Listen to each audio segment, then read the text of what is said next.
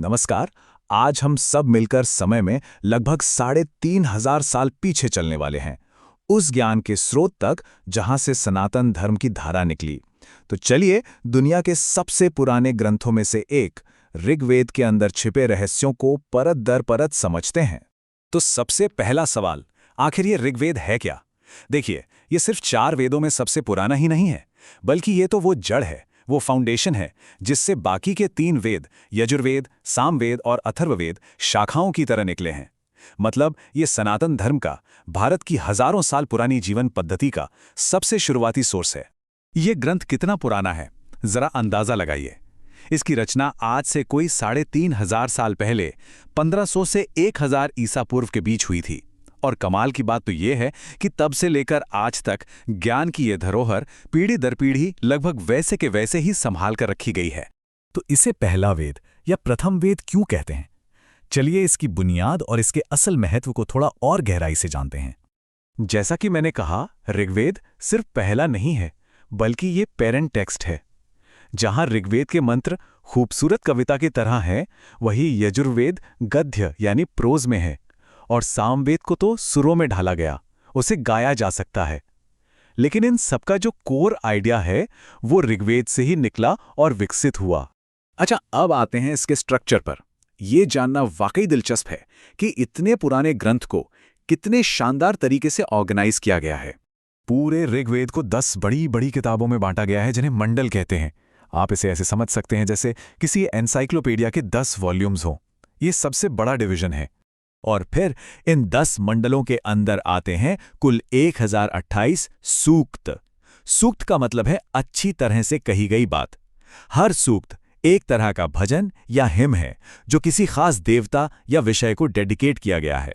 और जब इन सारे सूक्तों को मिला दें तो बनते हैं लगभग 10,600 मंत्र या श्लोक। ये नंबर ही अपने आप में बताता है कि ये ग्रंथ कितना विशाल और समृद्ध है। अब इतने बड़े ग्रंथ को पढ़ना और याद रखना आसान तो नहीं था, तो महर्षि वेदव्यास ने इसे ऑर्गेनाइज करने के लिए 2 पैरेलल सिस्टम्स बनाए। एक है मंडल सिस्टम, जो सबसे ज्यादा पॉपुलर है, और दूसरा है अष्टक सिस्टम। अब आप सोच रहे होंगे 2 सिस्टम क्यों? तो शायद इसलिए ताकि अलग अलग गुरुकुल या परंपराएं अपनी सुविधा के हिसाब से इसका इस्तेमाल कर सकें। पर मकसद दोनों का एक ही था, इस विशाल ज्ञान को एक्सेसिबल बनाना। चलिए अब जरा इन भजनों के अंदर झांक कर देखते हैं, क्योंकि यहां सिर्फ प्रार्थनाएं नहीं हैं, यहां ज्ञान का एक खजाना छिपा है। ऋग्वेद के ज्यादातर भजन देवी देवताओं की स्तुति में है। इनमें इंद्र, अग्नि, सूर्य, वरुण जैसे प्रकृति के शक्तिशाली रूपों को देवता मानकर उनका आवाहन किया गया है। इससे पता चलता है कि उस समय के लोग प्रकृति से कितने गहरे जुड़े हुए थे। और इन सब देवताओं में इंद्र का स्थान सबसे ऊपर है। सोचिए, अकेले इंद्रदेव की स्तुति में 250 सूक्त लिखे गए हैं, जो किसी भी दूसरे देवता से कहीं ज्यादा हैं। ये उनकी इंपॉर्टेंस को साफ साफ दिखाता है।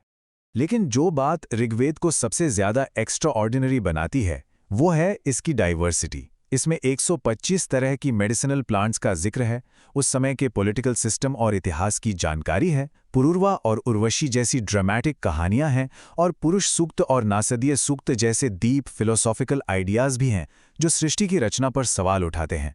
ये दिखाता है कि ये सिर्फ एक धार्मिक किताब नहीं, बल्कि अपने समय का एक पूरा एनसाइक्लोपीडिया थी। अब उन महान ऋषियों की बात करते हैं, वो विजनरी लोग जिन्हें इन श्लोकों की रचना का श्रेय दिया जाता है। ये बहुत ही फैसिनेटिंग है कि दूसरे मंडल से लेकर 7वें मंडल तक हर मंडल को एक खास ऋषि या उनके परिवार से जोड़ा जाता है। जैसे मंडल 2 गृत्समद ऋषि का, मंडल 3 विश्वामित्र का और मंडल 7 वशिष्ठ ऋषि का। और जो पहला, 9वां और 10वां मंडल हैं, उन्हें कई अलग अलग ऋषियों ने मिलकर रचा है, ऐसा माना जाता है। और अब आते हैं सबसे हैरान करने वाले पहलू पर कि आखिर हजारों सालों तक इस ग्रंथ को इतनी सटीकता से बिना किसी बदलाव के बचाया कैसे गया। शौनक की एक किताब है अनुक्रमणिका। उसके हिसाब से ऋग्वेद में पूरे 4,32,000 अक्षर हैं। जरा सोचिए इस बारे में।